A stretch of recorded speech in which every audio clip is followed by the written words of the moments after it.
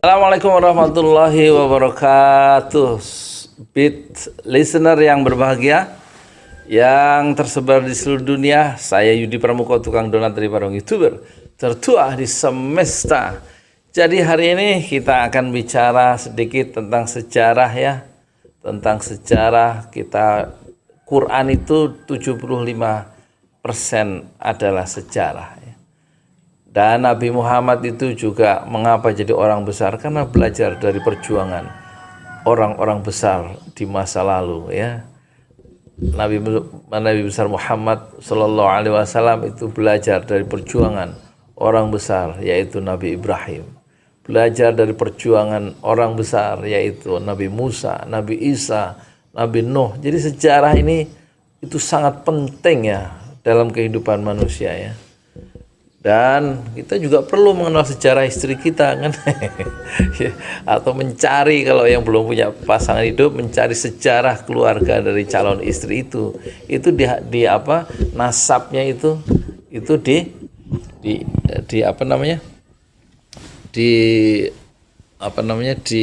sangat dipentingkan dalam Islam ya. Jadi perlunya kita berpikir dalam perspektif sejarah. Dalam konteks bangsa kita juga harus berpikir dalam perspektif sejarah ya. Ternyata kalau kita tidak belajar sejarah, itu banyak langkah-langkah yang keliru. Misalnya gini ya, di periode Bung Karno kan orang besar ya, memproklamasikan Indonesia 17 Agustus 45. Dan jasanya tidak tergantikan, karena dialah bersama Muhammad Hatta maksudnya, yang memproklamasikan Indonesia. Tapi di akhir kepemimpinan Bung Karno itu juga harus kita perhatikan, ketika Bung Karno dan teman-temannya itu melakukan kekeliruan dalam mengelola kekuasaan. Misalnya dia membangun poros Jakarta Beijing atau Jakarta Peking gitu ya. Dan itulah yang kemudian nanti akan menjerumuskan kita ke lubang buaya kan. Dan terjadi perang saudara karena petualangan politik di zaman Bung Karno. Karena Bung Karno waktu itu membuat satu kabinet kaki tiga, yaitu membentuk pemerintahan melibatkan Partai Komunis Indonesia, kemudian Partai Islam yaitu Nahdlatul Ulama, dan Partai Nasional yaitu Nasionalis Indonesia yaitu Partai Nasional Indonesia PNI, dan disebut sebagai Nasakom Nasionalisme, Agama, dan Komunis. Jadi menyatukan tiga ideologi itu yang berbeda dan yang berbahaya ya. Komunis disatukan dengan Islam, sementara orang-orang yang mengoposisi atau yang merespon atau yang yang mengkritik pemerintahan Soekarno di akhir pemerintahan Soekarno itu menjadi bulan-bulanan dan dihalau ya, ke penjara orang-orang yang berbeda pendapat itu, seperti Natsir masuk penjara selama 4,5 bulan, Hamka 2 tahun lebih ya, kemudian Mohtar Lubis, banyak yang masuk penjara, ulama-ulama dipenjara oleh rezim Soekarno.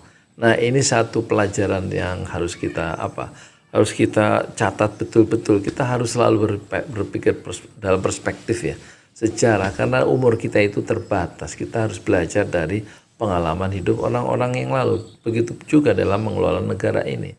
Sekarang kita lihat suara-suara komunisme, angin komunisme, aroma komunisme itu tampak terasa ya dalam pusat kekuasaan. Dan itu sudah diingatkan oleh para ahli. Kita seperti tahun 63 katanya. Tapi saya sendiri nggak tahu.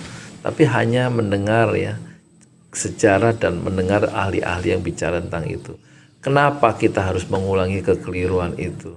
Dan kita lihat kita juga membangun sekarang ya, mengagung-agungkan atau memberikan karpet merah terhadap Tiongkok atau Cina. Ini kan seharusnya kan Indonesia memiliki politik bebas aktif ya, tidak ngeblok ke sana ngeblok sini. Kalau dalam bukunya Muhammad Hatta itu mendayung di antara dua karang. Jadi tidak mengeblok waktu itu ke Soviet dan tidak mengeblok ke Amerika, tapi kita punya politik luar negeri Indonesia yang bebas, aktif. Nah, sekarang kita justru mengeblok ke Cina. Ini satu kekeliruan sebagaimana kekeliruan yang pernah kita lakukan saat akhir pemerintahan Soekarno.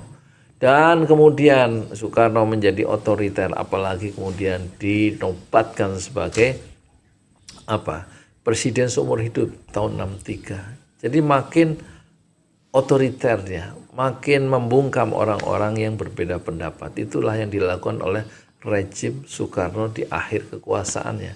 Dan akhirnya apa? Kalau pemerintah itu terlalu otoriter, terlalu percaya diri pada pendapatnya sendiri dan kemudian menghalau perspektif yang lain, pikiran yang lain ke penjara bersama tokoh-tokohnya. Akibatnya yang rugi Indonesia sebagaimana Orde Lama, kita ambles bareng-bareng.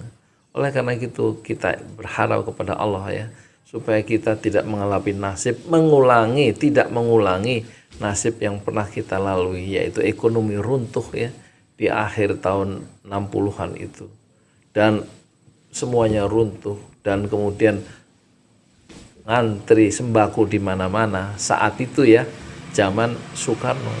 Dan kita tampaknya arahnya itu ke sana, tapi moga-moga pemimpin-pemimpin yang bijaksana akan lahir untuk mengatasi keadaan, asal kita selalu belajar dari sejarah, jangan terlalu berkiblat kepada Cina yang sudah masuk demikian dalam ke halaman rumah kita, bahkan masuk ke dalam kamar tidur anak-anak kita.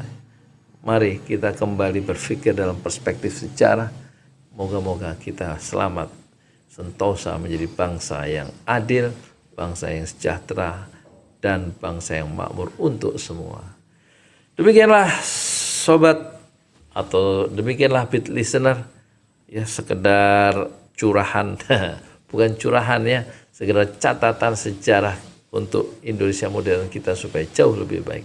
Saya Yudi Pramuko, tukang donat dari Parung, YouTuber tertua di semesta. Fasbir sabron jamila, bersabarlah dengan kesabaran yang indah. Assalamualaikum warahmatullahi wabarakatuh.